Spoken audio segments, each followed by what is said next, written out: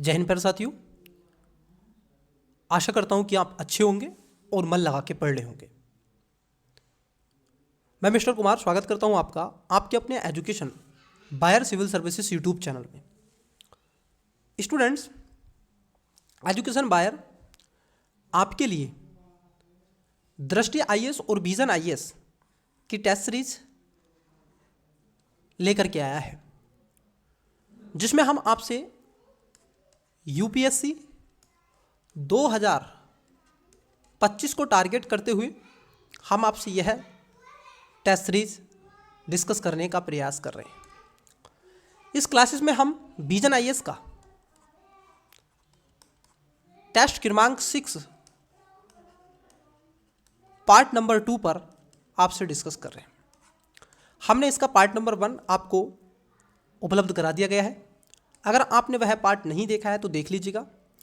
अगर आप भी हमारे education buyer civil service YouTube channel पर पहली बार आए हैं और चैनल को सब्सक्राइब नहीं किया है तो कर लीजिएगा। वीडियो को लाइक कर दीजिएगा, दोस्तों के साथ में शेयर करना मत भूलिएगा।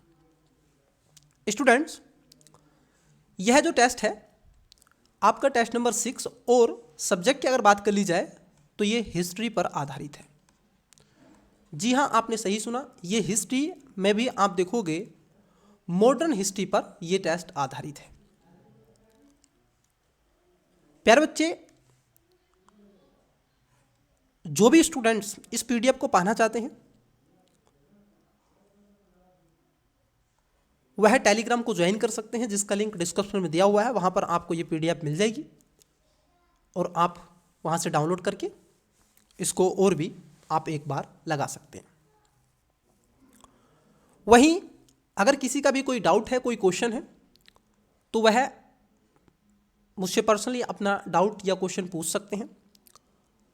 इंस्टा की आईडी का लिंक जो है वो आपको डिस्क्रिप्शन में दिया हुआ है, उसको जाइएगा, वहाँ पर आप फॉलो कर सकते हैं।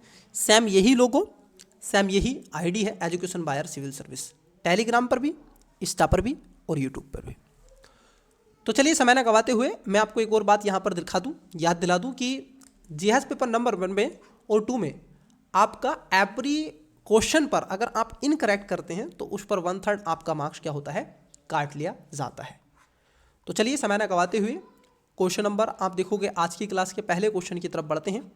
और क्वेश्चन हमने लास्ट क्लासेस में जो आपसे चर्चा किया था 30 नंबर तक हमने आपसे क्वेश्चन कर लिया था। आज की क्लासेस में हम क्वेश्चन नंबर 31 मतलब कि 31 नंबर पर आपसे चर्चा का बिंदु बनाएंगे।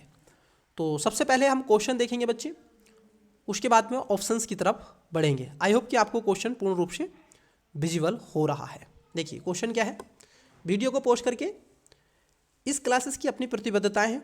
जब भी आप क्वेश्चन को देखेंगे तो वीडियो को पॉज करके उसका करेक्ट आंसर देने का भी प्रयास करेंगे।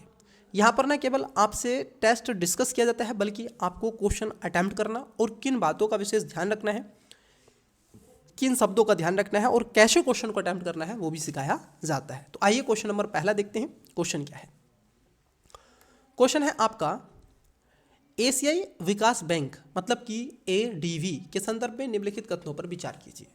3 स्टेटमेंट है। पहला, इसके सदस्य देशों की संख्या 50 से अधिक है।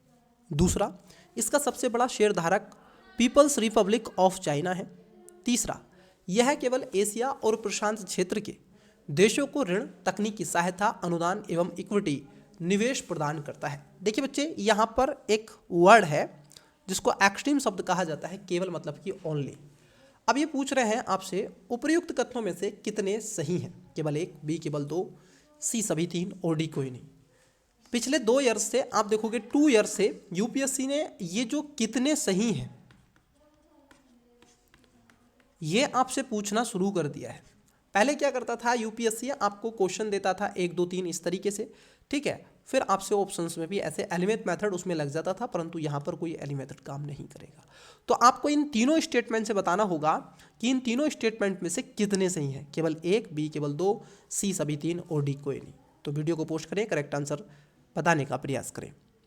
आई होप कि आपने इसका करेक्ट आंसर दिया होगा। चलिए आइए देखिए, एशिया विकास बैंक के बारे में ये क्वेश्चन पूछा गया है, तो क्वेश्चन को निकालने का प्रयास करते हैं। पहला स्टेटमेंट है कि इसके सदस्य देशों की संख्या 50 से अधिक है। ये बात एकदम सही है। वर्तमान में इसके लगभग आप देखोगे 64 कंट्रीज इसमें शामिल हैं।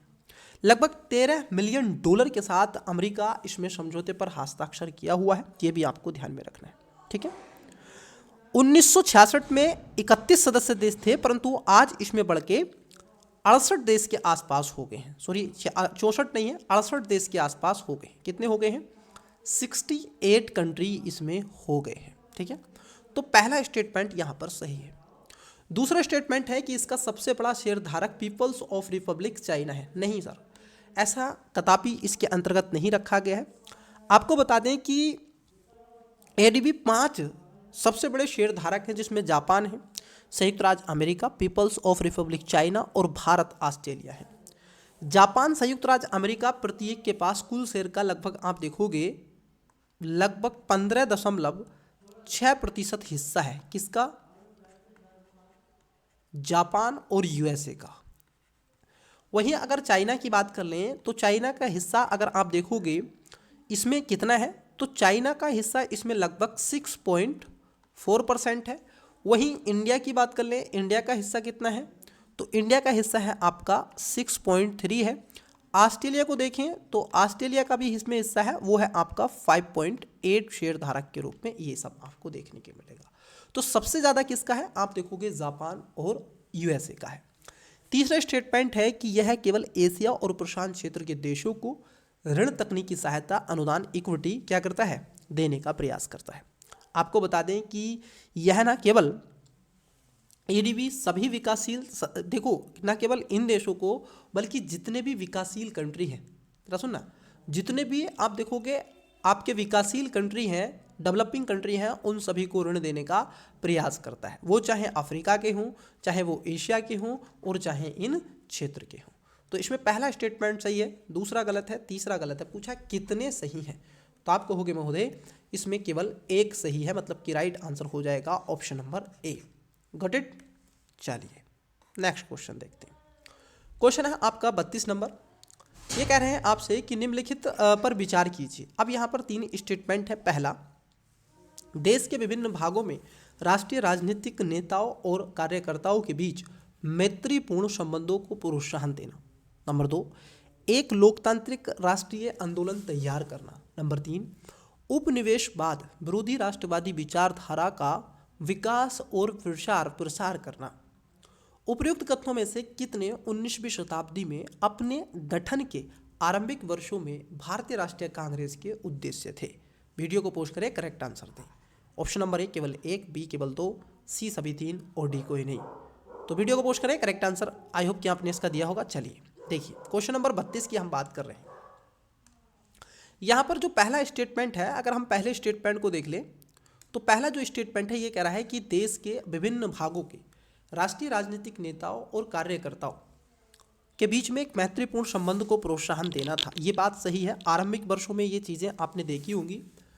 कांग्रेस में वास्तविक रूप से जब 1905 में और 1906 में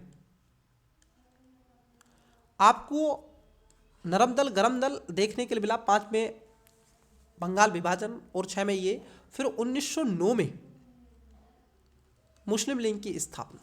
तो कई ऐसी चीजें आपने बाद में देखी। पहला स्टेटमेंट एकदम सही है।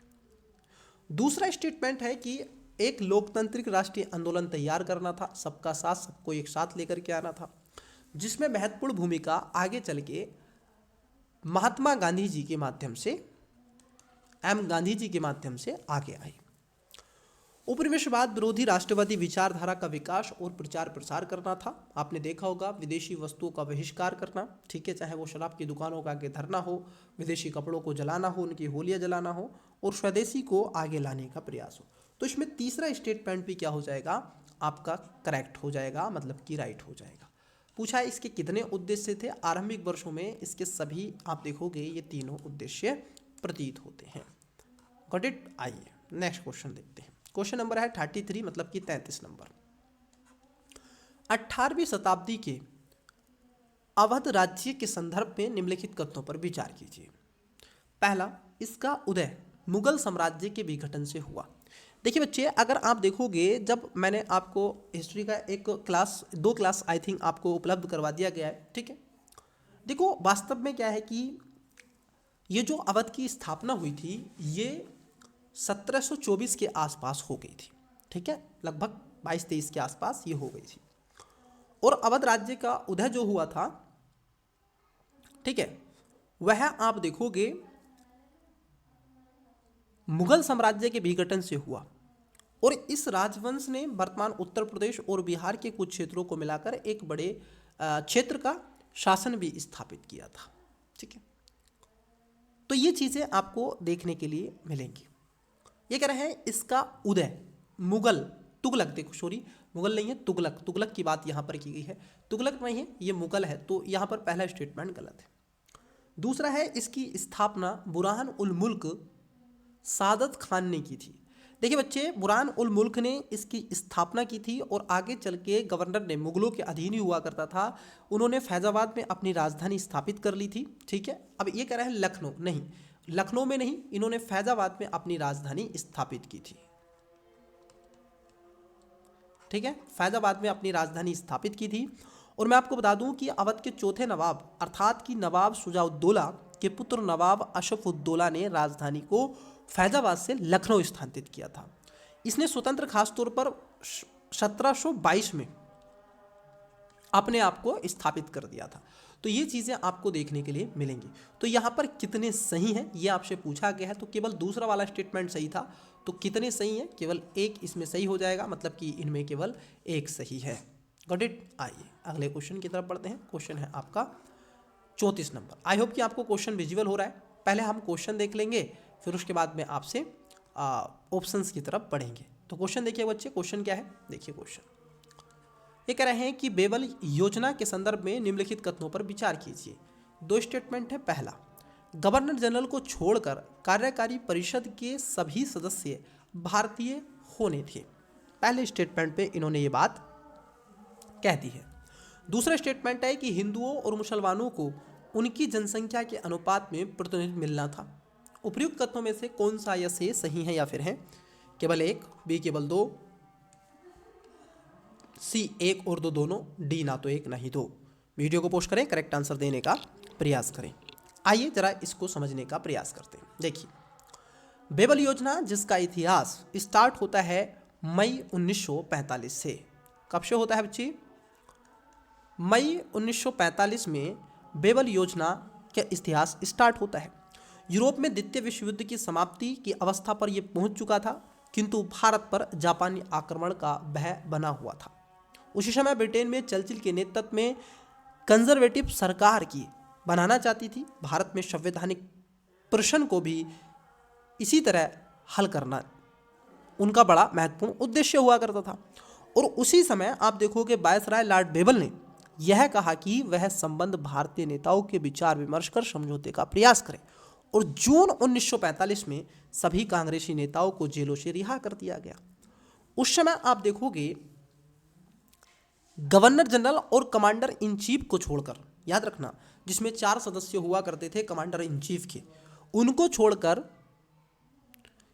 कार्यकारी परिषद के सभी भारतीय सदस्य होने थे, ना कि इसमें गवर्नर जनरल को छोड़कर थे। इसकी जगह आप देखोगे जो कमांडर इन चीफ होता था, कमांडर इन चीफ जो होता था, कमांडर इन चीफ को भी इसके अंतर्गत रखा गया था। तो पहला स्टेटमेंट गलत है, रोंग है। वहीं दूसरे स्टेटमेंट की बात कर ले, ये कह रहे हैं कि हिंदुओं और मुसलमानों को उनकी जनसंख्या के अनुपात में प्रतिनिधित्व मिलना था। देखो ये भी स्टेटमेंट गलत है, क्योंकि परिषद में हिंदू और मुसलमानों को बराबर उनकी संबंधित जनसंख्या के अनुसार नहीं, बल्कि प्रतिनिधित्व मिलने के आधार पर रखा गया था। इन दोनों को समान मिले, मतलब कि अगर आप देखोगे हिंदू बराबर मुस्लिम, इनको बराबर मिलना चाहिए। इसमें कोई पॉपुलेशन को कोई आधार या वेश नहीं माना गया था। तो इसलिए जो सेकंड स्टेटमेंट है ये भी स्टेटमेंट आपका गलत हो जाएगा। तो आपसे पूछा है कि कौन सा या से सही है या फिर है, तो आप कहोगे इसमें दोनों गलत हैं, मतलब कि डी इसका करेक्ट आंसर हो जाएगा। इनमें से कोई भी सही नहीं है, ये आपको ध्यान में रहना चाहिए। चलिए अगले क्वेश्चन की तरफ बढ़ते हैं। नेक्स्ट क्वेश्चन है आपका, देखिए क्वेश्चन क्या है। आई होप कि आपको क्वेश्चन विजुअल हो रहा है। समझ लेते हैं पहले क्वेश्चन को। देखिए 35 नंबर, हाल ही में सुर्खियों में रहा भारत मध्य पूर्वी यूरोप आर्थिक गलियारा, जिसको IMEC निम्नलिखित में से किन देशों से होकर गुजरता है। ये क्या हुआ है कि ये अभी आप देखोगे हाल ही के दिनों में चर्चाओं में भी ये रहा था, करंट अफेयर में भी आपने इसको पढ़ा ही होगा, ठीक है। और ये भारत से शुरू होगा। कहाँ से शुरू होगा बच्चे? ये इंडिया से शुरू होगा। ये इंडिया के मुंबई से शुरू होता हुआ ऐसे यू जाएगा कई देशों से निकल करके, और ये सीधा कहाँ पहुँचेगा? ये ग्रीस पहुँचेगा, ठीक है, यूरोप में जाएगा। तो इसमें आप देखोगे कौन कौन से देश शामिल हैं, उसके बारे में आपसे पूछ रहा है। संयुक्त अरब अमीरात के साथ में अंतर सरकारी एक जो फ्रेमवर्क हुआ था, एक समझौता हुआ था, तो उसमें कई देशों को एकीकरण करने के लिए मल्टी मॉडल ट्रांजिशन गलियारे को रेल मार्ग और जहाज परगमन नेटवर्क, सड़क और समुद्र के सहारे परिवहन को 2 गलियारों को विस्तृत देना था। इसमें खासतौर पर आप देखोगे भारत को अरबी खाड़ी से जोड़ना, और उत्तरी गलियारे में क्या था? ये पूर्वी गलियारा था, ठीक है। उत्तरी गलियारे में अरब की खाड़ी को यूरोप से जोड़ना था। इसकी स्थापना नई दिल्ली G20 शिखर सम्मेलन में की गई थी, भारत में जब हुआ था। तो इसमें यूरोपीय संघ, फ्रांस, जर्मनी, इटली, सऊदी अरब, संयुक्त अरब अमीरात और अमेरिका के बीच में एक समझौते पर हस्ताक्षर किए। तो कौन कौन से देश इसमें शामिल हैं, अगर आप देखोगे किन किन कंट्री से ये होकर गुजरता है, अगर उसकी हम बात कर लें तो पहला आप देखोगे भारत तो इसके अंतर्गत आना चाहिए, क्योंकि इंडिया से शुरू होगा, तो इंडिया तो आप रखोगे। इंडिया से जैसे आप लिख लोगे तो आपको जाना पड़ेगा UAE। कहाँ पर जाना पड़ेगा? UAE, संयुक्त राज्य अरब अमीरात। उसके पश्चात आप पहुँचोगे महोदय कि आप पहुँचोगे सऊदी अरब, ठीक है। अब इसमें सऊदी अरब नहीं दे के रखा है। ये कह रहे हैं कि इटली भी आपको जाना पड़ेगा। देखिए इटली आपको इसका उद्देश्य नहीं रखा गया है, ठीक है, इटली आपको नहीं जाना है। क्या जॉर्डन आपको जाना है? जी हाँ, जॉर्डन आपको जाना है। इजराइल आपको जाना है। क्या ओमान आपको जाना है? तो आप कहोगे ओमान भी आपको जाना नहीं है। तो संयुक्त अरब अमीरात, इजराइल और जॉर्डन, ग्रीस इसमें आ जाएगा, ठीक है, सऊदी अरबिया इसके अंतर्गत आ जाएगा। तो इसका जो करेक्ट आंसर होगा, आप देखोगे पूछा है कि कितने सही हैं, तो आप कहोगे इसमें पहला गलत हो जाएगा, जबकि पहला गलत हो जाएगा, आप देखोगे इसमें पहला तो गलत हो जाएगा, तो इसमें 5वां भी सही है, ठीक है, इटली तक ये जाएगा। हालांकि ग्रीस, इटली के कुछ जैसे साइप्रस वाले कुछ आइलैंड वाले रीजन है, उसको ये टच करेगा, ठीक है। तो यहाँ पर 2, 3, 4, 5, तो इसका राइट आंसर हो जाएगा ऑप्शन नंबर बी, क्योंकि ओमान इसमें शामिल नहीं है, ना ओमान है ना यमन है। चलिए अगले क्वेश्चन की तरफ बढ़ते हैं। अब देखिए यहाँ पर एक आपको पैसेज दे के रखा है बड़ा सा, ठीक है, आपको लिख दिया है, फिर आपसे पूछेंगे कि ये जो लिखा हुआ है महोदय बताइए कि ये किसके बारे में चर्चा की जा रही है। तो उसी पर आपको क्या है, अपने क्वेश्चन को टैकल करना है, अपने क्वेश्चन का आंसर देने का प्रयास करना है। आइए देखते हैं क्वेश्चन नंबर 36। उन्होंने असहयोग आंदोलन में सक्रिय रूप से भाग लिया था और चटगांव के नेशनल स्कूल में अध्यापक बन गए। इस कारण वे मास्टर दा के नाम से भी विख्यात थे। अब आपको पता होना चाहिए कि मास्टर दा किसको कहा जाता है। क्रांतिकारी गतिविधियों में सक्रिय भागीदारी के कारण उन्हें 1926 से 1928 तक 2 वर्षों तक बंदी बना दिया और जेल में रखने के दौरान भी वे कांग्रेस के लिए कार्य करते रहे। वे चटगांव शस्त्रागार छापे से संबंधित थे। इसके लिए उन पर मुकदमा चलाया गया तथा जनवरी 1934 में उन्हें फांसी दे दी गई। उपर्युक्त परिच्छेद निम्नलिखित में से किस व्यक्तित्व का वर्णन करता है? Option number A Chittaranjan Das, B Surya Sen, C Sachin Sanyal और डी काजी नजरुल इस्लाम। वीडियो को पोस्ट करें, करेक्ट आंसर देने का प्रयास करें। देखते हैं कितने बच्चे इसका करेक्ट आंसर देते हैं। आई होप कि आपने इसका करेक्ट आंसर दिया होगा। देखिए जिनको मास्टर दा के नाम से भी जाना जाता था वह थे सूर्य सेन। आपको बता दें कि सूर्य सेन का ये इतिहास और इनके बारे में खास तौर पर ये चर्चा की गई है, ठीक है, तो इनको आपको ध्यान में रखना है। अलग से बताने की कोई आवश्यकता ऐसी नहीं रहेगी है। आपको बता दें कि सूर्य सेन ने आमने सामने के युद्ध को छोड़कर आसपास के गांवों में रहकर के छापामार युद्ध करने का निश्चय किया था। उन्होंने छोटे छोटे समूह बनाए थे और सरकार के अधिकारियों और ब्रिटिश की संपत्ति पर भी छापे मारे थे, तो इनको भी ध्यान में आपको रखना है, ठीक है। चलिए अगले क्वेश्चन की तरफ बढ़ते हैं। नेक्स्ट क्वेश्चन देखते हैं। देखिए नेक्स्ट क्वेश्चन क्या है। आई होप कि आपको क्वेश्चन पूर्ण रूप से विजिबल हो रहा है। क्वेश्चन नंबर है आपका 37 नंबर। 17वीं शताब्दी की शुरुआत में भारत में पुर्तगालियों के पतन के लिए निम्नलिखित में से कौन से कारक उत्तरदायी थे। मतलब कि जो पुर्तगाली थे उनका पतन क्यों हो गया उसके बारे में पूछा है। ठीक है, पहला स्टेटमेंट है वे धार्मिक रूप से असहिष्णु थे तथा जबरन धर्मांतरण में लिप्त थे। नंबर 2, वे जहाजरानी के विकास में अन्य यूरोपीय शक्तियों की तुलना में पिछड़ गए थे। नंबर 3, पुर्तगाली व्यापारियों को वहां के जमींदार विभाजित वर्ग की तुलना में बहुत कम शक्ति और प्रतिष्ठा प्राप्त थी। नीचे दिए कूट का प्रयोग कर सही उत्तर चुने। अब देखो यहां पर क्या होगा, एलिमेंट मेथड आपका लग जाएगा अगर आप चाहेंगे तो। पहला है केवल 1 और 3, बी केवल 2 और 3, सी केवल 1 और 2, डी 1, 2 और 3। वीडियो को पोस्ट करें, करेक्ट आंसर देने का प्रयास करें। आई होप कि आपने इसका राइट आंसर दिया होगा। किस्सा शुरू होता है भारत में यूरोपियों के आगमन का, कुस्तुनतुनिया का पतन। जैसे ही कुस्तुनतुनिया का पतन होता है उन सभी में खलबली मच जाती है यूरोप में, क्योंकि यूरोप में आप देखोगे स्पाइसेस, गरम मसालों की जो डिमांड थी, मखमल के गद्दे और यहाँ के कॉटन और कपास की जो डिमांड थी, गरम कपड़ों की जो डिमांड थी, वो कहाँ थी। उन सब की समस्याओं का समाधान करने के लिए यूरोप से कई ऐसे व्यापारी गण भारत को समुद्री मार्ग से खोज निकालने का प्रयास करते हैं। उसी में से आप देखोगे वास्को डी गामा एक नाम का व्यक्ति था जो भारत पहुंचा था। उससे पहले कोलंबस 1492 में निकला और 94 के आसपास वो 92 में अमेरिका पहुंच गया, लेकिन 98 में वास्को डी गामा भारत आया। उसी में आप देखोगे सबसे पहले थे पुर्तगाली धार्मिक मामलों में असहिष्णु और कट्टर हुआ करते थे।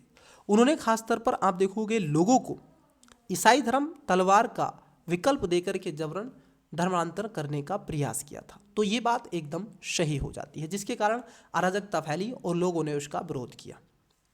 दूसरा स्टेटमेंट क्या कह रहा है, ये कह रहे हैं कि वे जहाजरानी के विकास में, बिल्कुल ये बात एकदम सही है। आपको बता दें कि पुर्तगाल की जनसंख्या लगभग 10 लाख से भी कम थी और इसका शासन निरंकुश और पतनशील पर था। पुर्तगाल वैसे भी छोटा सा एक राष्ट्र है, आज भी आप देख सकते हैं फ्रांस के साथ में सीमा साझा करता है अटलांटिक महासागर के साथ। इसके व्यापारियों को वहाँ की जमींदारी अभिजात वर्ग की तुलना में बहुत कम शक्ति और प्रतिष्ठा भी प्राप्त थी। यह जहाजरानी के विकास में पिछड़ गया था। उन्होंने धार्मिक असहिष्णुता की नीति का पालन किया था। ठीक है, तो इसलिए इसमें तीनों स्टेटमेंट क्या हो जाएंगे, इसके पतन के लिए उत्तरदायी माने जाते हैं। तो पहला, दूसरा, तीसरा, मतलब कि जो राइट आंसर होगा वो ऑप्शन होगा आपका डी, 1, 2 और 3। Got it. आइए अगले क्वेश्चन की तरफ बढ़ते हैं, नेक्स्ट क्वेश्चन लेते हैं। क्वेश्चन बहुत ही बढ़िया है, 38 नंबर का क्वेश्चन है। बताइएगा इसका राइट आंसर क्या होगा। देखिए, निम्नलिखित नेताओं पर विचार कीजिए।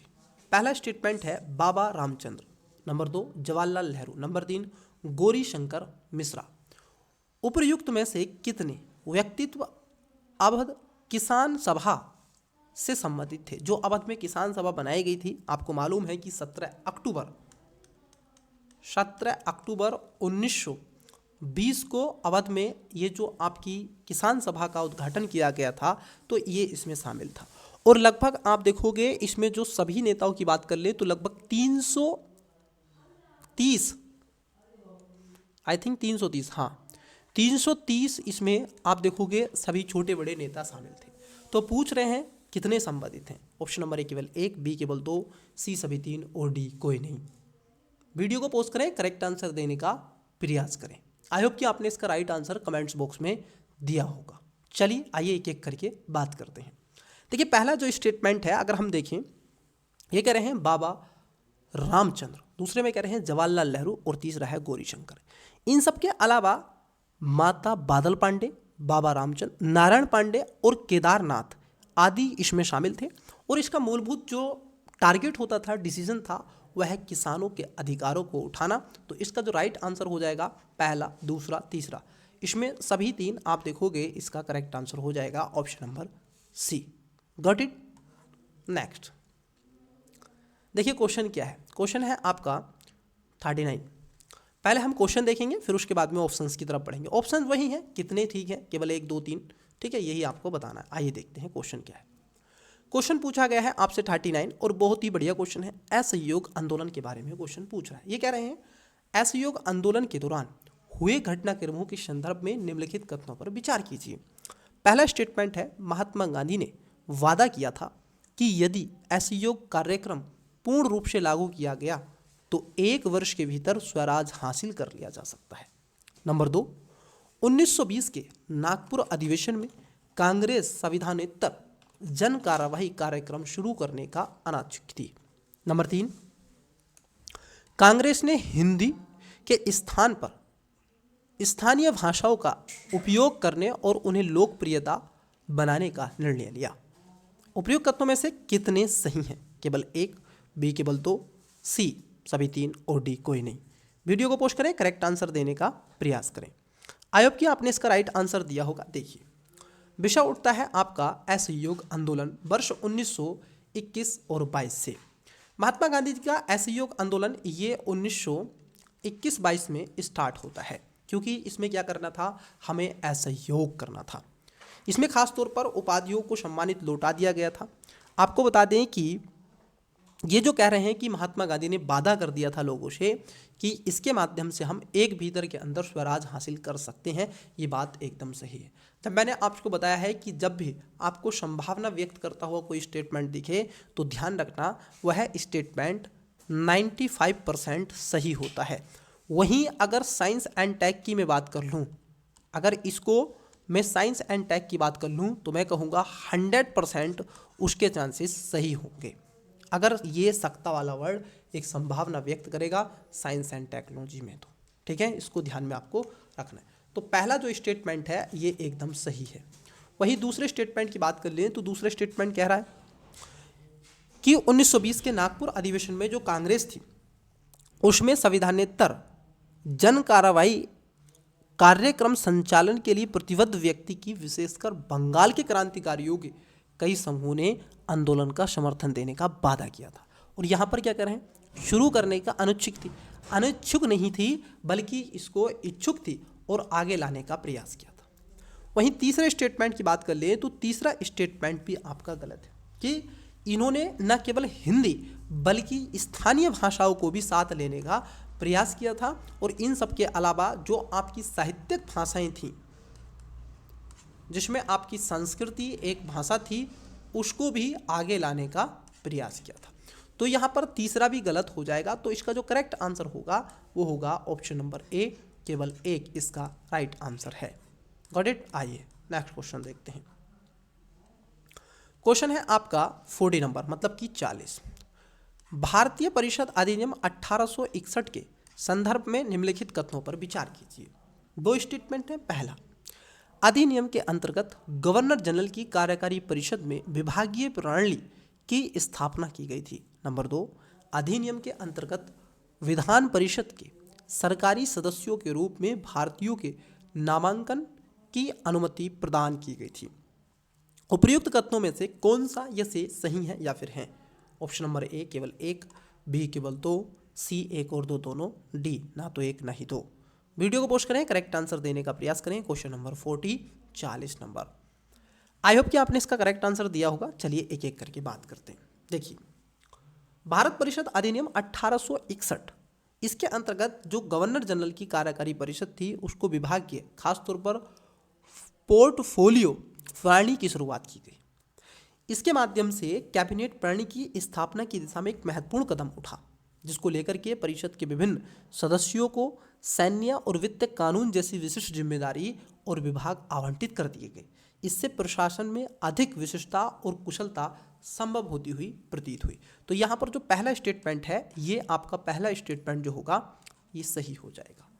वहीं दूसरे स्टेटमेंट की बात कर लें। दूसरा स्टेटमेंट कहता है कि अधिनियम के अंतर्गत विधान परिषद के सरकारी सदस्यों के रूप में भारतीयों के नामांकन की अनुमति प्रदान की।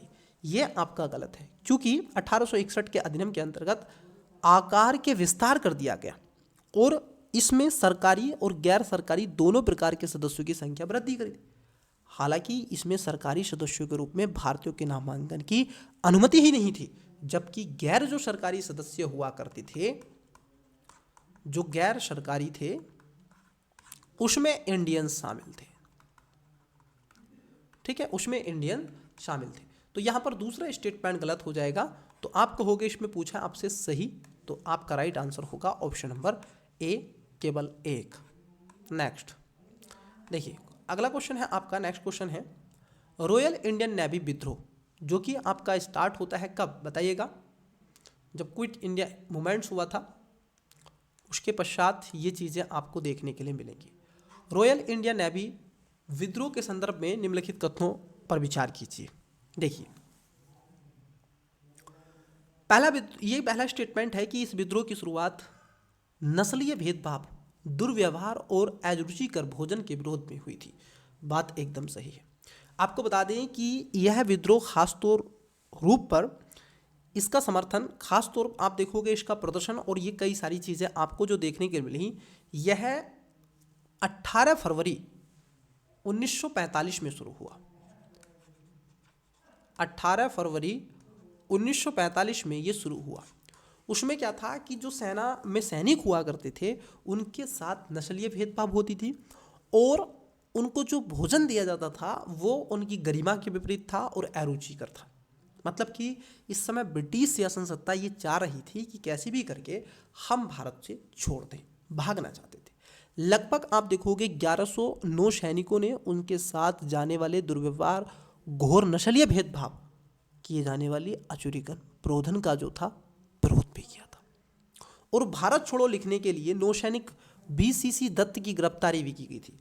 कई ऐसे नौसैनिक आप देखोगे मिलिट्री के जवानों ने, जो बोट हुआ करती थी, शिप हुआ करती थी, उस पर भारत छोड़ो क्विट इंडिया मूवमेंट्स भी लिख दिया था। इट्स क्लियर या नहीं? देखिए, दूसरा स्टेटमेंट है कांग्रेस ने आधिकारिक तौर पर रॉयल इंडिया नेवी विद्रोह का समर्थन नहीं दिया। खास तौर पर यह देखने के लिए आपको मिलेगा, बड़ा ही रोचक यहाँ पर एक बिंदु है कि समाजवादियों के परामर्श किया गया और जिन्ना ने नौसैनिकों को आत्मसमर्पण करने की सलाह दे दी। हालांकि यह सलाह केवल मुस्लिम वर्ग की थी, उन्होंने खासतौर पर इसको विधि का पालन कहा। वहीं कांग्रेस ने RIN विद्रोह का आह्वान नहीं किया। वास्तव में किसी भी राजनीतिक संगठन ने विद्रोह को आधिकारिक समर्थन ही नहीं दिया, क्योंकि लोगों ने छात्रों और नौसैनिकों के प्रति सहानुभूति व्यक्त करने के साथ साथ अंग्रेजों के द्वारा किए जा रहे दमन पर अपना क्रोध भी प्रकट करने का प्रयास किया गया था। तो यहाँ पर दूसरा स्टेटमेंट भी आपका सही हो जाएगा। वहीं तीसरे स्टेटमेंट की बात कर ले, वल्लभ भाई पटेल और जिन्ना ने नौसेना के सैनिकों से आत्मसमर्पण करने का आग्रह किया था। ये स्टेटमेंट भी आपका एकदम राइट हो जाएगा, सही हो जाएगा, क्योंकि उन्होंने मुंबई और दमन के ब्रिटिश में उनको क्या कर लिया था, लामबंदी देखी गई थी और वल्लभ भाई पटेल ने सरकार से कहा, और उसके साथ साथ जिन्ना साहब तो पहले ही कह चुके थे। तो यहाँ पर तीसरा स्टेटमेंट भी आपका राइट हो जाएगा। तो पहला, दूसरा, तीसरा, इसमें तीनों बातें आपकी क्या होंगी, सत्य हो जाएंगी। सी इसका राइट आंसर हो जाएगा। नेक्स्ट, बहुत ही बढ़िया क्वेश्चन है। क्वेश्चन को आप अटेम्प्ट करें, राइट आंसर देने का प्रयास करें और इसका आंसर आपको कमेंट्स में देना है। क्वेश्चन क्या है ये जान लेते हैं। ये कह रहे हैं कि 42वें नंबर पर 1940 के अगस्त प्रस्ताव के संदर्भ में समय भारतीय राष्ट्रीय कांग्रेस के अध्यक्ष कौन थे? इजी क्वेश्चन है, ज़्यादा टफ और डिफिकल्ट क्वेश्चन नहीं है। इसका आंसर आपको कमेंट्स करना है। ये कह रहे हैं अबुल कलाम आज़ाद, B जीवत राम भगवान दास कृपलानी, C पट्टाभी सीतारामैया और D आचार्य विनोबा भावे। तो वीडियो को पोस्ट करें, 42 का करेक्ट आंसर देने का प्रयास करें। अगस्त प्रस्ताव वही प्रस्ताव है, अगस्त प्रस्ताव जो लिलितगु के समय आया था और इसका जो बड़ा उद्देश्य था, सॉरी लिलितगु के समय नहीं आया था, ये जो अगस्त प्रस्ताव 1940 का है, ठीक है। और इसमें ये बात रखी गई थी कि भारत को डोमिनियन स्टेट का दर्जा दिया जाएगा। हम स्वराज की मांग कर रहे हैं 1929-30 में और ये कह रहे हैं अब, ठीक है। हमने पूर्ण स्वराज के नारे भी लगा दिए थे। तो 42 का राइट आंसर आप क्या करेंगे, कमेंट्स बॉक्स में देंगे। चलिए अगले क्वेश्चन की तरफ बढ़ते हैं। क्वेश्चन देखते हैं आपका। नेक्स्ट क्वेश्चन है आपका, आई होप कि आपको क्वेश्चन विजुअल हो रहा है। क्वेश्चन आपका 43, भारत सरकार अधिनियम 1935 के संदर्भ में निम्नलिखित कथनों पर विचार कीजिए। और इस अधिनियम का एक आप देखोगे महत्वपूर्ण उद्देश्य ये है कि लगभग 35% जो भारत का संविधान है वो भारत सरकार अधिनियम 1935 पर आधारित है। चाहे गवर्नर की शक्ति हो, सुप्रीम कोर्ट हो, इन सब के अलावा केंद्र में, ठीक है, विषयों का विभाजन हो, कई सारी चीज़ें इसके अंतर्गत रखी गई हैं। प्रांतों को दी गई शक्तियाँ हो, बहुत सारी चीज़ें इसी में से आती हैं। देखिए क्या है, पहला स्टेटमेंट है, इस अधिनियम में ब्रिटिश भारत के प्रांतों और रियासतों के एक अखिल भारतीय संघ की स्थापना का प्रावधान किया गया था। किसका? अखिल भारतीय संघ की स्थापना बनाई जाए, यह खास तौर पर आप देखोगे इसी में किया गया था। ये एकदम सही है। दूसरा स्टेटमेंट है कि गवर्नर जनरल और गवर्नरों की नियुक्ति ब्रिटिश सरकार द्वारा किए जाने का और इन्हें ब्रिटिश सरकार के प्रति उत्तरदायी बनाने का प्रावधान किया गया था। देखो, अगर आप इस चीज़ को देखोगे तो इसमें ये बात एकदम आपकी सही हो जाएगी।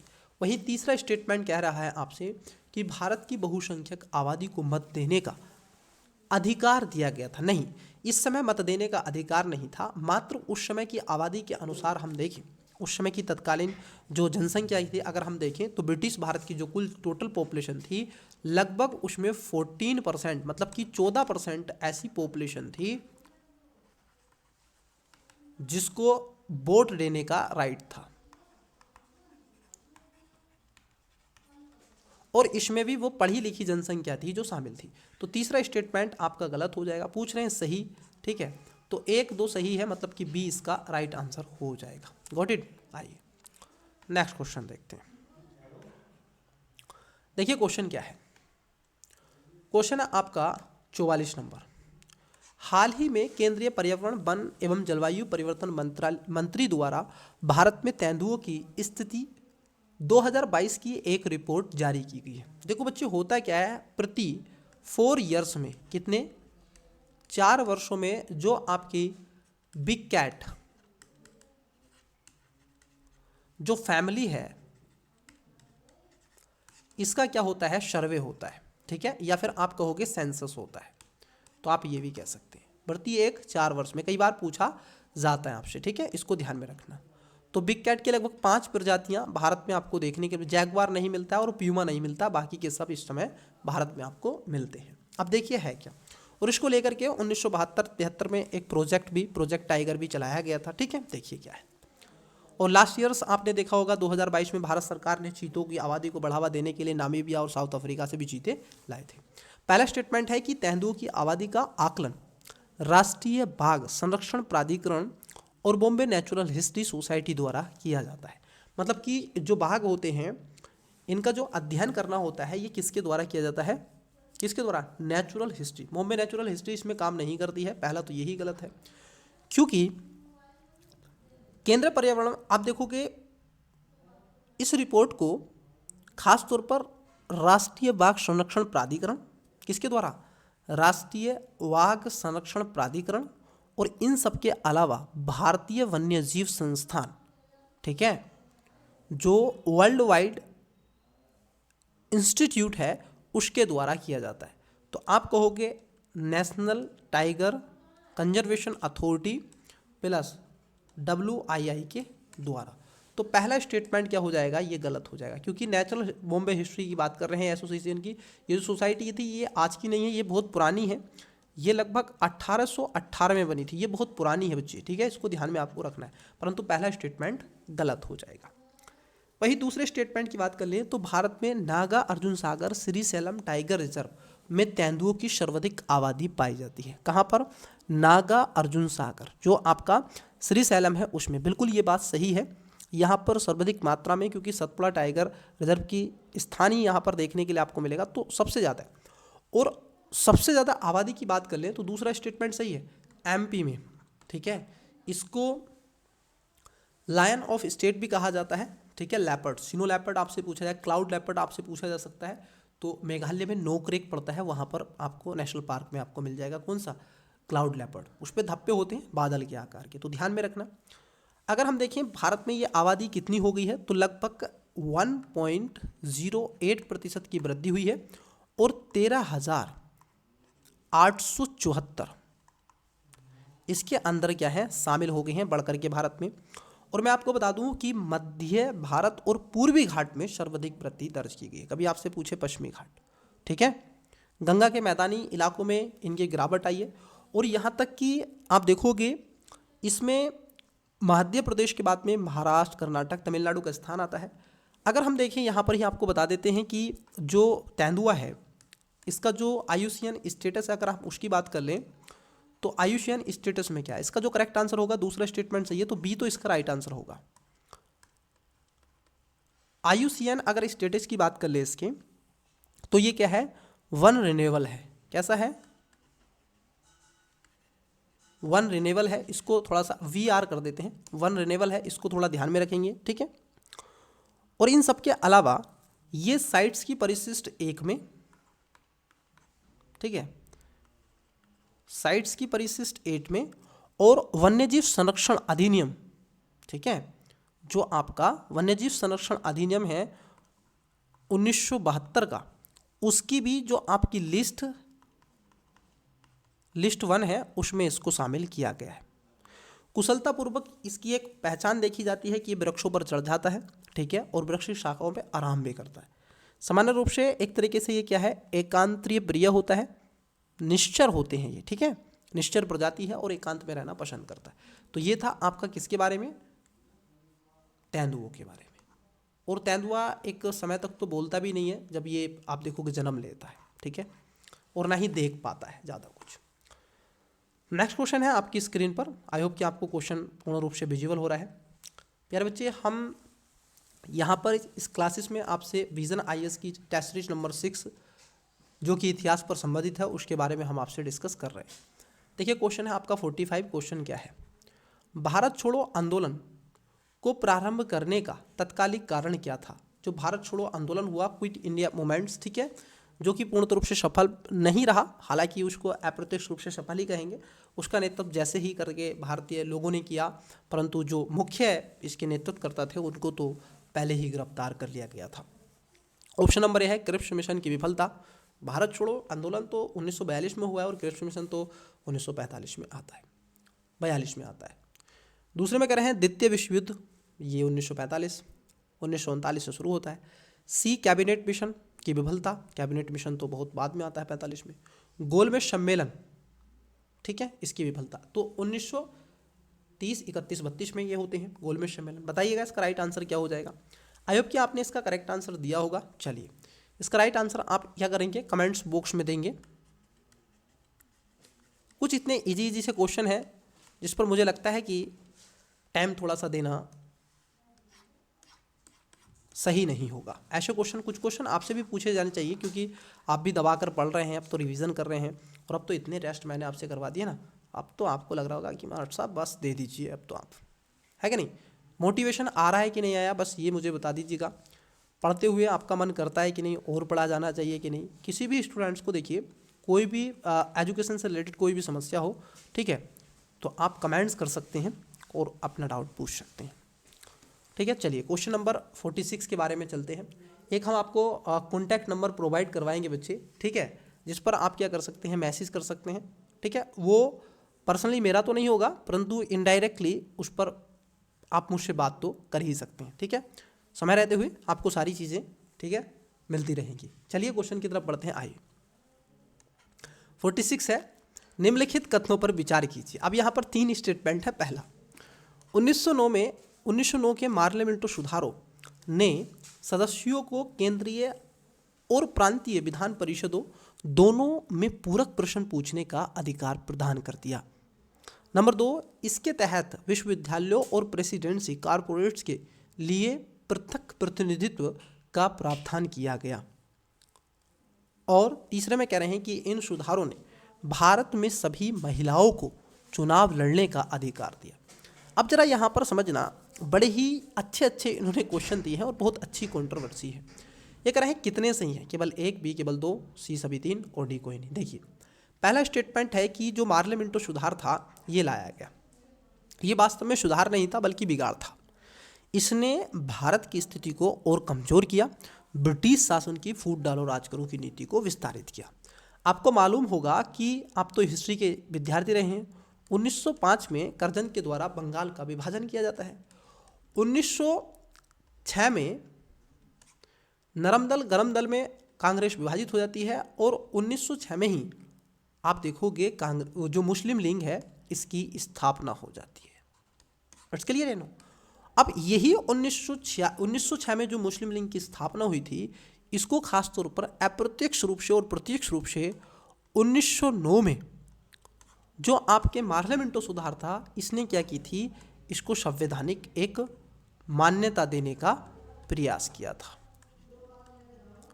और ये मान्यता आगे चल के 1916 का जब लखनऊ अधिवेशन हुआ था तो आपकी तत्कालीन जो इंडियन नेशनल कांग्रेस थी INC जो थी, इसने भी इसको दे दिया था। तो ये आपको इतिहास यहाँ से इसका शुरू होता है। अब देखिए इसमें होता क्या है। अब यहाँ पर क्या है कि जो मुस्लिम लीग थी उनके लिए सीटों को निर्वाचित करने का प्रावधान यहाँ पर किया गया था। लेकिन कुछ मैं कहता हूँ कि कुछ चीज़ें आपको न केवल क्वेश्चन बल्कि कुछ आपकी समझ को विकसित करने का प्रयास भी करता हूँ। यहाँ पर कहते हैं कि सभी महिलाओं को चुनाव लड़ने का अधिकार था।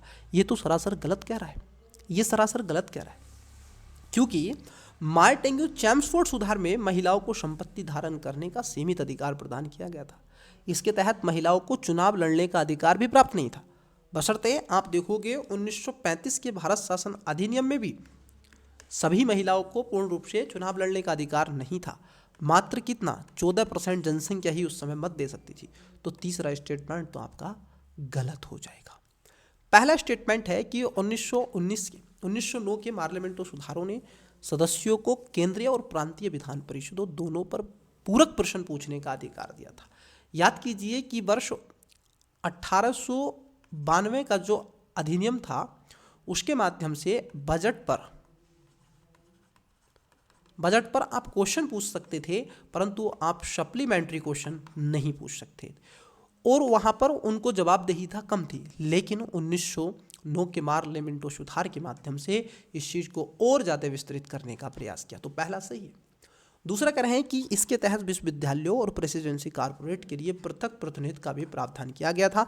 ये बात एकदम सही है, ये बात एकदम सही है। और इसमें परिषद की आप देखोगे सरकारी और गैर सरकारी सदस्यों को पहली बार वैकल्पिक मान्यता भी प्रदान कर दी गई थी। भारतीय भी विधान परिषदों में चुनाव में भाग ले सकते थे। ये बात आपको ध्यान में रखनी है। तो यहाँ पर दूसरा पहला सही है, तीसरा स्टेटमेंट गलत है। पूछा है आपसे कि कितने सही हैं, ठीक है, पूछ रहा है आपसे कि कितने सही हैं। 1 सेकेंड, कुछ टेक्निकल इशू हुआ है बच्चे, मैं देखता हूँ इसको।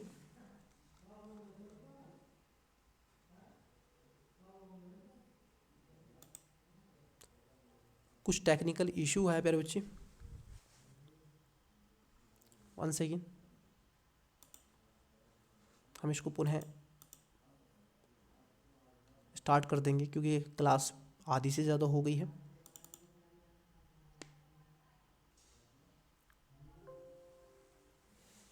कुछ इंटरनेट की वजह से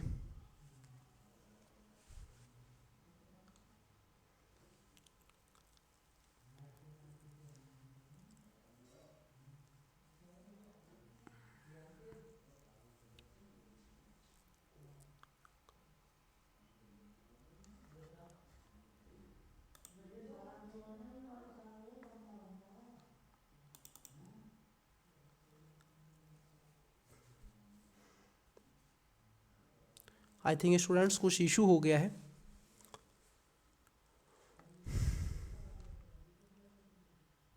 ओके, क्लास स्टार्ट होगी बच्चे, कोई दिक्कत नहीं है, क्लास आपकी कंटिन्यू।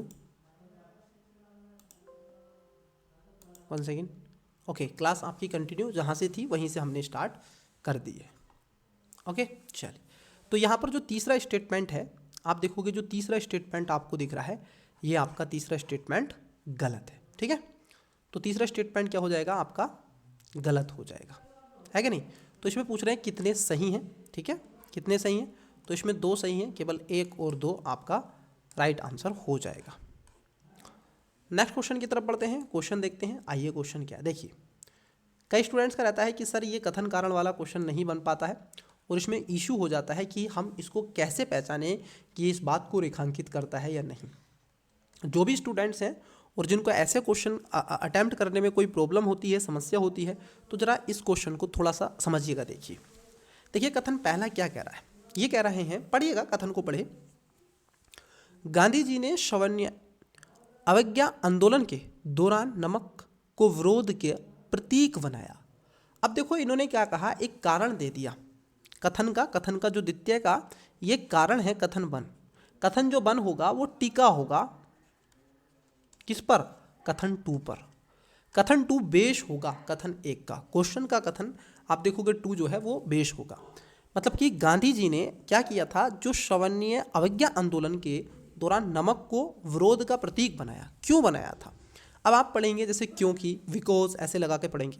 क्योंकि नमक पर सरकार के अलोकप्रिय एकाधिकार के माध्यम से उन्हें अंग्रेजों के विरुद्ध व्यापक असंतोष जुटाने की आशा थी। अब देखो क्यों बनाया गया था, क्या यही एक कारण था कि अंग्रेजों के विरुद्ध में व्यापक असंतोष जुटाना चाहते थे? बिल्कुल, क्योंकि नमक आप देखोगे जन सामान्य से जुड़ा हुआ था। अमीर गरीब, ब्राह्मण क्षत्रिय वैश्य शूद्र, इन सभी से, बच्चों से, किसानों से, बड़े बड़े शाहूकार जमींदारों से, सभी से ये जुड़ा हुआ था। क्योंकि नमक तो सभी खाते हैं और ख़ास तौर पर गुजरात में तो नमक बनता। तो इसीलिए आप देखोगे कथन पहला, कथन जो कथन 1 और कथन 2 दोनों सही हैं, और कथन 2 कथन 1 की सही व्याख्या भी करता है कि महात्मा गांधी जी ने नमक को क्या किया था। आप देखोगे 1930 में जब सवर्णीय अवज्ञा आंदोलन किया था तो उस समय इसका चयन किया था। ये सब आपने चीज़ें इतिहास में पढ़ी हैं। आइए अगला क्वेश्चन लेते हैं। क्वेश्चन नंबर है आपका 48। देखिए क्वेश्चन क्या है।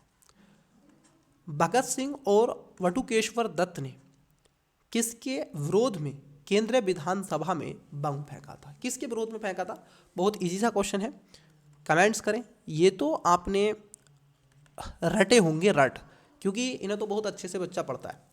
क्रांतिकारियों के दमन के विरोध में, नंबर बी लाला लाजपत राय की हत्या के विरोध में, सी सार्वजनिक सुरक्षा विधेयक पारित करने के विरोध में, डी गांधी जी के बिना गोलमेज सम्मेलन के प्रारंभ होने के संबंध में। वीडियो को पोस्ट करें, करेक्ट आंसर देने का प्रयास करें। बहुत ही बढ़िया क्वेश्चन है, ठीक है। हिंदुस्तान सोशलिस्ट रिपब्लिक एसोसिएशन ने आप देखोगे नवंबर 1928 में ये खास तौर पर बम फेंका था। किसको लेकर के, ये आप बताएंगे, ठीक है। क्योंकि नवंबर 1928 में लाला लाजपत राय की लाठीचार्ज में हत्या कर दी थी। उस समय ये फिर से साइमन कमीशन के विरोध में कई ऐसे प्रदर्शन हुए, और अक्टूबर 1928 का नेतृत्व लाला लाजपत राय ही कर रहे थे। लाहौर में सहायक पुलिस कप्तान सैंडर्स ने प्रदर्शनकारियों पर लाठीचार्ज का आदेश दिया गया, जिसके तहत लाला लाजपत राय को लाठीचार्ज में एक लाठी लग गई और 15 नवंबर 1928 को उनकी मृत्यु हो गई। भगत सिंह, आज़ाद, राजगुरु ने लाहौर में लाठीचार्ज के उत्तराधिकारी पुलिस सैंडर्स की गोली मारकर हत्या कर दी। जो आपकी हिंदुस्तान सोशलिस्ट रिपब्लिक एसोसिएशन के नेतृत्वकर्ताओं को यह समझने का निर्णय लिया गया कि अब परिवर्तित हो गया है, और भगत सिंह बटुकेश्वर दत्त को सार्वजनिक सुरक्षा विधेयक पर आप देखोगे पारित करने के विरोध में, ये चाहते तो अंदर बम फेंक सकते थे, परंतु इन्होंने जो बम फेंका था ये 8 अप्रैल, कब को, 8 अप्रैल 1929 को आप देखोगे विधानसभा उस सीट पर बम फेंका था ताकि भगदड़ मच सके, और उनको ये आह्वान कराना था कि शेर अभी जिंदा है, ठीक है। वो वाला डायलॉग आपने सुना होगा मूवी का, तो शेर अभी जिंदा है, वो वाला डायलॉग। तो यहाँ पर सी इसका राइट आंसर हो जाएगा। नेक्स्ट क्वेश्चन देखिए क्या है। क्वेश्चन है आपका, लड़कियों की शिक्षा के अवसरों के परिणामों पर प्रौद्योगिकी के प्रभाव को दर्शाने वाली वैश्विक शिक्षा निगरानी रिपोर्ट 2024 जारी की गई। अब किसके द्वारा ये वैश्विक शिक्षा निगरानी रिपोर्ट जारी की गई है? थोड़ा सा ये मोस्ट मार्क कर लीजिएगा, इसको मोस्टली आप याद करिएगा। ग्लोबल एजुकेशन जो आपकी निगरानी रिपोर्ट है 2024 की, किसके द्वारा जारी की गई है, ठीक है, बताइएगा। ऑप्शन नंबर ए विश्व बैंक द्वारा, बी विश्व आर्थिक मंच द्वारा, सी संयुक्त राष्ट्र शैक्षणिक विज्ञान तथा सांस्कृतिक संगठन, और डी आर्थिक सहयोग और विकास संगठन द्वारा। तो प्यारे बच्चे, ये जो ग्लोबल एजुकेशन को लेकर के जो रिपोर्ट प्रकाशित की गई है, ये खासतौर पर UNESCO के द्वारा इसको किया गया है, ठीक है। तो इसका right answer option number C होगा। यह रिपोर्ट में लड़की की शिक्षा, अवसरों और परिणामों, प्रौद्योगिकी के प्रभाव और भविष्य में प्रौद्योगिकी के विकास को आकार देने में शिक्षा की भूमिका को रेखांकित करता है। और यह रिपोर्ट इस तथ्य पर भी प्रकाश डालती है कि शांतिपूर्ण, न्याय संगत, समतापूर्ण और समावेशी समाज के निर्माण में लड़कियों और महिलाओं की शिक्षा के अधिकार के लिए निवेश करना आवश्यक होगा। तो इसको यहाँ पर रेखांकित करने का प्रयास किया गया है।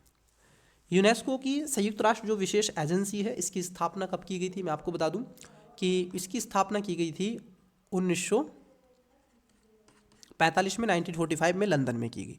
मुख्यालय इसका पेरिस में अवस्थित है। कहाँ पर? पेरिस में अवस्थित है, तो इसको ध्यान में आपको रखना है। विश्व स्थलों को भी ये नामांकित करने का प्रयास करती है, ये भी आपको मालूम ही होगा।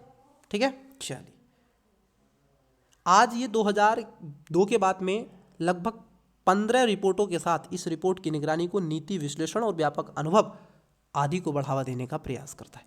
तो चलिए अगले क्वेश्चन की तरफ बढ़ते हैं। क्वेश्चन नंबर आपका देखते हैं 50, आज की क्लास का नेक्स्ट क्वेश्चन। पहले देखेंगे क्वेश्चन, फिर स्टेटमेंट, फिर ऑप्शन। 1937 में गठित विभिन्न कांग्रेस मंत्रिमंडलों के कार्य के संदर्भ में निम्नलिखित कथनों पर विचार कीजिए। अब यहाँ पर दो स्टेटमेंट है। पहला, प्रांतीय सरकारों द्वारा प्राप्त आपातकालीन अधिकारों को रद्द कर दिया गया। नंबर 2, उन्होंने राजनीतिक बंदियों को रिहा कर दिया तथा राजनीतिक कार्यकर्ताओं के निर्वासन आदेश रद्द कर दिए। उपयुक्त कथनों में से कौन सा ये से सही है या फिर है? केवल एक, बी केवल दो, सी एक और दो दोनों, डी ना तो एक नहीं दो। वीडियो को पोस्ट करें, करेक्ट आंसर देने का प्रयास करें। आई होप कि आपने इसका राइट आंसर दिया होगा। क्वेश्चन नंबर 50 आइए देखिए। पहला स्टेटमेंट है कि प्रांतीय सरकारों द्वारा प्राप्त आपातकालीन अधिकारों को रद्द कर दिया गया। ये बात एकदम आपकी क्या होगी? सही हो जाएगी, क्योंकि नागरिक अधिकारों की सुरक्षा और इन अधिकारों को अधिक विस्तार देने वाली कांग्रेस की प्रतिबद्धता उतनी ही पुरानी थी जितनी कि कांग्रेस, इसलिए क्षेत्रीय में कांग्रेस मंत्रिमंडलों की बड़ी उपलब्धियों का आश्चर्य का विषय नहीं रहा। प्रांतीय सरकारों ने 1932 में जितने भी आपातकालीन अधिकार जन सुरक्षा अधिनियम के जरिए प्राप्त किए गए थे, उन सभी को रद्द कर दिया गया था। तो पहला स्टेटमेंट सही हो जाएगा। दूसरा है कि उन्होंने राजनीतिक बंदियों की रिहा कर दिया गया, राजनीतिक कार्यकर्ताओं के निर्वासन आदेश भी रद्द कर दिए गए। ये बात भी आपकी सही हो जाएगा, क्योंकि कांग्रेस सरकार ने जो कार्य पहले किए थे उनमें से एक कार्य था हजारों की संख्या में राजनीतिक बंदियों और नज़रबंदी लोगों की रिहा करना। तो ये बात एकदम आपका सही हो जाएगा। तो यहाँ पर दोनों बातें क्या है बच्चे? आपकी सही है, मतलब कि सी इसका राइट आंसर हो जाएगा। Got it. नेक्स्ट क्वेश्चन देखिए 51। ब्रिटिश भारत में प्रेस के संदर्भ में निम्नलिखित में से किसे भारतीय प्रेस के मुक्तिदाता के रूप में जाना जाता है? ये बहुत ही कॉमन सा क्वेश्चन है। इसका राइट आंसर आप बताएंगे कमेंट्स में, ठीक है? और इनके बारे में भी लिखेंगे कि प्रेस का मुक्तिदाता किसको कहा जाता है। A Lord Ripon, B Lord William Bentinck, C Lord Mayo, D Lord Metcalfe. Video को पोस्ट करें, करेक्ट आंसर देने का प्रयास करें। बहुत ही इजी है, 51 का करेक्ट आंसर दें, ठीक है? चलिए अगले क्वेश्चन की तरफ बढ़ते हैं। नेक्स्ट क्वेश्चन है आपका 52 नंबर। निम्नलिखित में से कौन भारतीय राष्ट्रीय सेना, मतलब कि आप देखोगे INA से संबंधित नहीं है? ए मोहन सिंह, बी निरंजन सिंह गिल, सी कल्पना दत्त और डी शहनवाज। वीडियो को पोस्ट करें, करेक्ट आंसर देने का प्रयास करें। देखिए, जिसको आप देखोगे इंडियन नेशनल जो आपकी सेना है, मिलिट्री है, जिसको आज़ाद हिंद फौज के नाम से जाना जाता है, INA को, ठीक है? उसमें थे आपके कल्पना दत्त। ये कल्पना दत्त इससे शामिल नहीं थे, ठीक है? आपको बता दें कि मोहन सिंह ने मान लिया था कि ये जो विचार था NIA का मोहन सिंह के द्वारा लाया गया, और भारतीय सेना के अफसर हुआ करते थे, सेना के पीछे ये हट रही थी। उस समय मोहन सिंह ने ब्रिटिश सेना में शामिल नहीं होने का निर्णय किया और जापानियों के साथ ये हो गए। जापानियों ने जब भारतीय युद्ध बंदियों को मोहन सिंह के सुपुर्द कर दिया गया, तो उनमें से लोगों को आज़ाद हिंद फौज या फिर भारतीय राष्ट्रीय सेना में भर्ती करने लगे। उसी से कई बार ये सैनिक एकत्रित हुए और INA कांग्रेस और भारतीय जनता का आह्वान पर कार्रवाई करने लगी। तत्कालीन ये स्थिति आगे चली गई। आप देखोगे 1 सितंबर 1942 को INA की पहली डिवीज़न का गठन किया गया, जिसमें 16,300 सैनिकों को लेकर किया गया था। मोहन सिंह INA में शामिल होने वाले सबसे वरिष्ठ भारतीय अधिकारी थे। निरंजन सिंह गिल, दोनों भारतीय सेनाओं के अधिकारी जापानियों के बीच में गंभीर मतभेदों के कारण जापानियों के द्वारा गिरफ्तार कर लिए गए। फिर आगे आगे चल के आप देखोगे सुभाष चंद्र बोस ने इसमें महत्वपूर्ण भूमिका 2 जुलाई 1943 को सिंगापुर में लिया गया, जो इसका दूसरा चरण था। बोस सिंगापुर लौट गए और वहाँ 21 अक्टूबर 1943 को स्वाधीन भारत की सरकार गठित हुई। तो ये ध्यान में आपको रखना है। सुभाष चंद्र बोस ने रंगूर और सिंगापुर में 2 INA के मुख्यालय स्थापित किए थे। ठीक है, इन्होंने सुभाष चंद्र बोस ने, उनका नाम यहाँ पर नहीं दिया है इन्होंने। ठीक है, और साथ ही साथ रानी झांसी रेजिमेंट नाम की महिला रेजिमेंट से एक गठन किया गया। 6 जुलाई 1944 को सुभाष चंद्र बोस ने आज़ाद हिंद रेडियो पर एक प्रसारण गांधी जी को संबोधित करते हुए कहा कि भारत की स्वाधीनता का आखिरी युद्ध शुरू हो चुका है। राष्ट्रपिता जो नाम आप देखोगे, राष्ट्रपिता जो महात्मा गांधी जी को नाम दिया है राष्ट्रपिता, वो सुभाष चंद्र बोस जी के द्वारा ही, सुभाष चंद्र बोस जी के द्वारा ही दिया गया है। तो इसको यहाँ पर ध्यान रखना है। ठीक है, राष्ट्रपिता, भारत की मुक्ति में इस पवित्र युद्ध में हम आपका आशीर्वाद और शुभकामनाएं चाहते हैं। उस समय शाहनवाज की कमान जापानी सेना और कई ऐसे भारत बर्मा मोर्चों पर ये आगे लगातार, कल्पना दत्त, मास्टर दा सूर्यसेन क्रांतिकारी समूह में से एक थे, प्रीतिलता वाडेकर इसमें शामिल थी और कई ऐसी महिलाएं अर्ध क्रांतिकारी कोलकाता जैसे आप देखो शस्त्रागार लूटने में शामिल थी। ठीक है, हार्डलोली क्लब को जलाने में प्रथम प्रयास किया था। तो कई ऐसे थे जिसमें प्रीतिलता की तो मृत्यु भी हो गई थी। तो यहाँ पर जो होगा कल्पना दत्त इसका राइट आंसर हो जाएगा। चलिए अगले क्वेश्चन की तरफ बढ़ते हैं। नेक्स्ट क्वेश्चन देखते हैं। क्वेश्चन आपका 53। पहले क्वेश्चन देख लेते हैं फिर ऑप्शंस की तरफ बढ़ेंगे। निम्नलिखित पर विचार कीजिए। पहला है असहयोग आंदोलन का स्थगन, जो आपका स्थगन हुआ है, कब हुआ था? असहयोग आंदोलन का समापन कह सकते हो। दूसरे में कह रहे हैं श्रमिक वर्ग के आंदोलन का उदय, रूसी क्रांति। उपयुक्त में से कितने 1920 के दशक में क्रांतिकारी संघर्ष का उदय हुआ था? देखिए वास्तव में क्या है, ये सभी क्या थे, ये शुरू हो चुके थे, चाहे वो असहयोग आंदोलन का स्थगन होना हो, क्योंकि असहयोग आंदोलन तो ज़्यादा लंबे समय तक नहीं चला है कि नहीं। उस समय जब चोरा चोरी हत्याकांड हुआ और जो आपका जलियांवाला बाग हत्याकांड हुआ था, तो उसमें ये चीज़ें देखने के लिए मिली। ये तो पहले ही 1920 के आसपास ही स्थगित कर दिया गया था। ठीक है, तो ये भी सही है। श्रमिक वर्ग का आंदोलन हुआ, ये भी सही है। रूसी क्रांति कौन नहीं जानता इसको, तो ये भी आपका सही हो जाएगा। ठीक है, तो यहाँ पर क्या है कि तीनों बातें आपकी सही हैं। 1920 के दशक में ही ये संघर्ष का उदय का कारण बन चुके थे, तो इसका सी राइट आंसर हो जाएगा। नेक्स्ट क्वेश्चन नंबर है 54। आधुनिक भारतीय इतिहास के संदर्भ में निम्नलिखित कदमों पर विचार करें। देखिए, पहला पूसा में कृषि अनुसंधान संस्थान की स्थापना। दूसरा कलकत्ता कॉरपोरेशन एक्ट को लागू करना। तीसरा विश्वविद्यालय आयोग का गठन। उपयुक्त में से कितने कदम लॉर्ड कर्जन द्वारा उठाए गए थे? अब यहाँ पर पूछ रहा है कि 3 में से केवल 1, 2, सभी 3 और डी कोई नहीं। बताइएगा लॉर्ड कर्जन ने कौन कौन से कदम उठाए थे। देखिए लॉर्ड कर्जन का जो इतिहास है, लॉर्ड कर्जन का इतिहास स्टार्ट होता है आपका, लॉर्ड कर्जन 1899 से 1905 तक ये आपको देखने के लिए मिलेगा। ठीक है, आपको बता दें कि ये अत्यधिक क्रोध उत्पन्न हो गया और कई ऐसे शासन, कई मिशनरियों को यहाँ पर आयोगी की चूक हुई थी। ठीक है, उनके द्वारा जैसे कलकत्ता कॉरपोरेशन एक्ट लाया गया था 1899 में, कलकत्ता कॉरपोरेट एक्ट 1899 में लाया गया। वहीं विश्वविद्यालय आयोग जो बनाया गया था वो 1902 में बनाया गया था। और कृषि अनुसंधान जो बिहार बंगाल प्रेसिडेंसी का, ठीक है, पूसा में इसको लाया गया था, ये भी 1902 के आसपास ही लाया गया था। कहाँ पर? पूसा में, जिसमें आप बंगाल और बिहार इनको शामिल करेंगे। तो यहाँ पर सभी आपके क्या हो जाएंगे, सही हो जाएंगे। पहला भी सही है, दूसरा भी सही है, तीसरा भी सही है। तो इसका राइट आंसर होगा लॉर्ड कर्जन के समय सभी तीनों ये काम जो थे उसी के समय किए गए थे। बंगाल विभाजन भी इसी के समय किया गया था। 55 नंबर का क्वेश्चन देखते हैं। आई होप कि आपको क्वेश्चन पूर्ण रूप से विजिबल हो रहा है, मेरी आवाज़ भी आपको ऑडिबल हो रही है। निम्नलिखित युग्मों पर विचार करें। समाचार पत्र है और नेता है। जैसे आपसे कह रहे हैं बंगाल गजट, ये कह रहे हैं Henry Louis William Derozio, Bangadutt, Dwarkanath Tagore. तीसरे में कह रहे हैं संवाद कौमुदी, राजा राम मोहन राय। उपयुक्त में से कितने युग्म सही सुमेलित हैं? केवल एक, बी केवल दो, सी सभी तीन। तो बताइएगा कौन सा इसका करेक्ट आंसर हो जाएगा।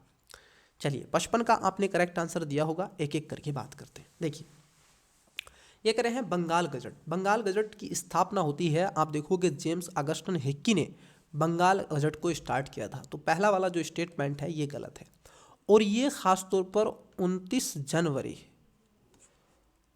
1780 में स्टार्ट किया था। किसके द्वारा? जेम्स अगस्टस हिक्की के द्वारा। ठीक है, अंग्रेजी भाषा में प्रकाशित होता था, साप्ताहिक समाचार पत्र था। ठीक है, चलिए तो पहला वाला स्टेटमेंट आपका गलत है।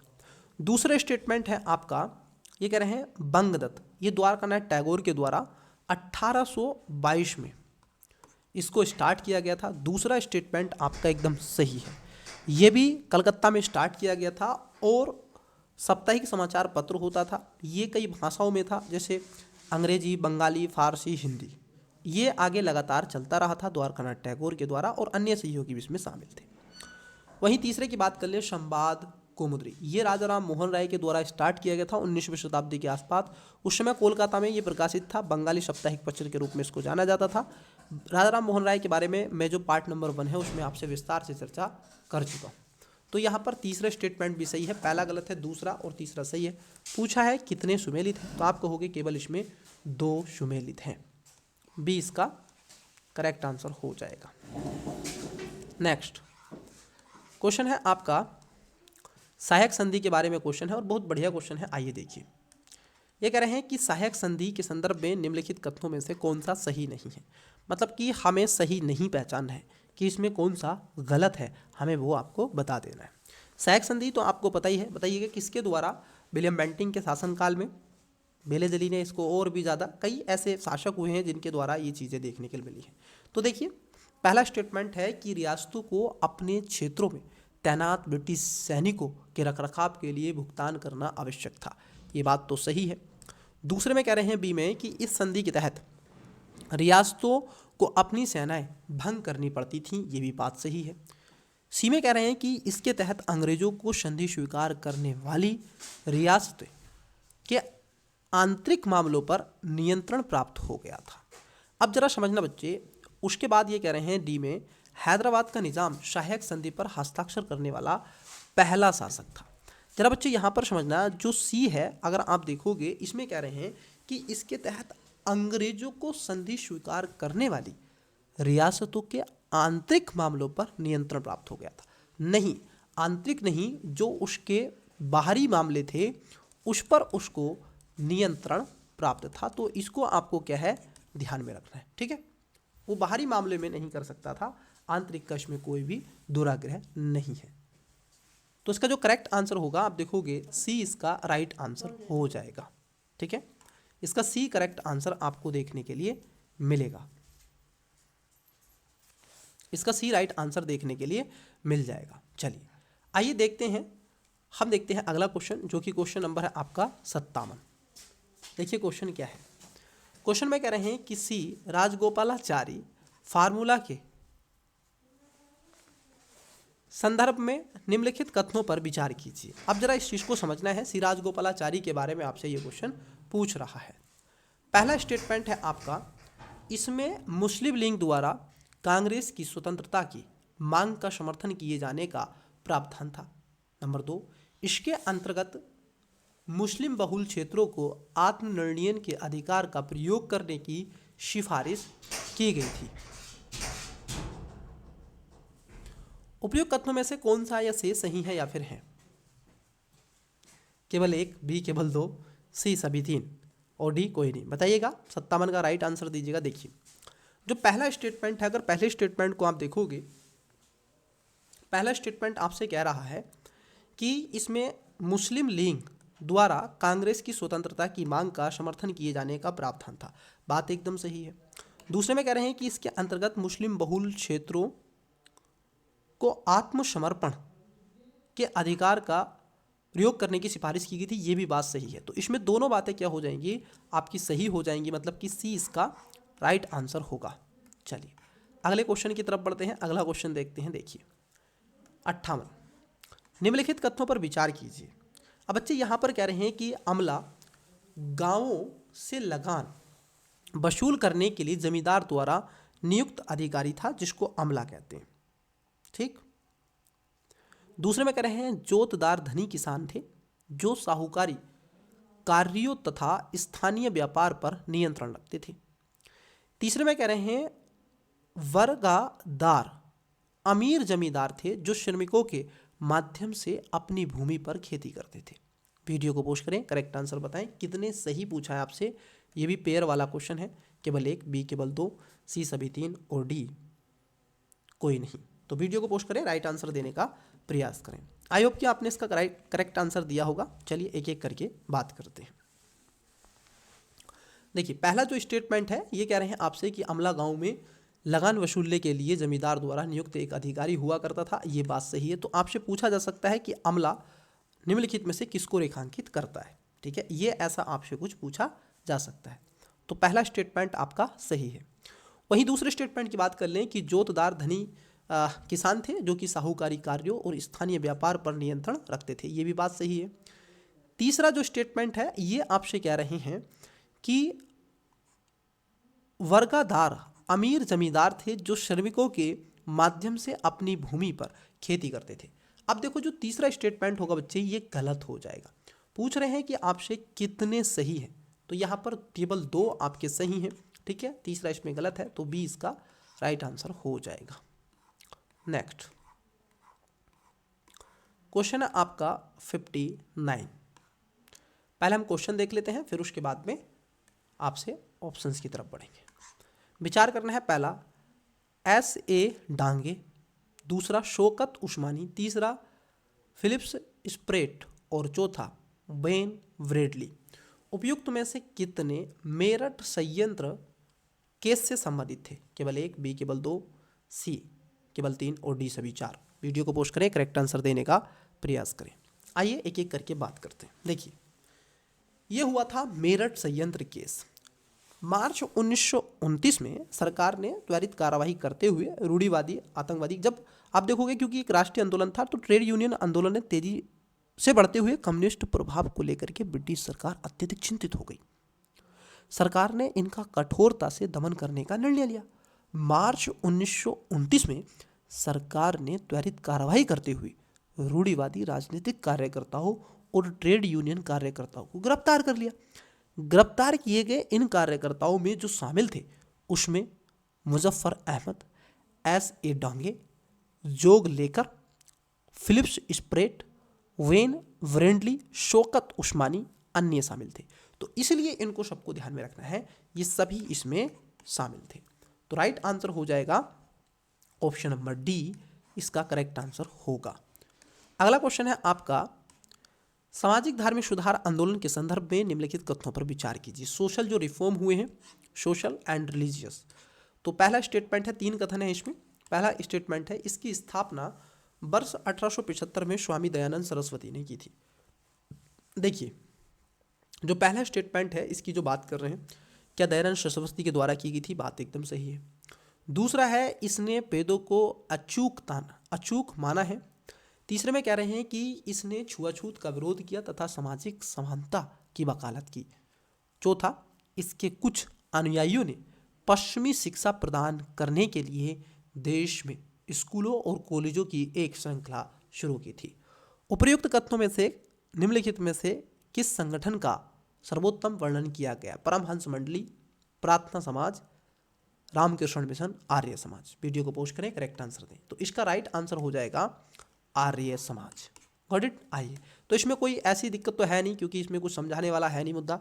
अब देखिए जो आर्य समाज के मूलभूत सिद्धांत थे उसके बारे में तो आपसे ये चर्चा कर दी गई है।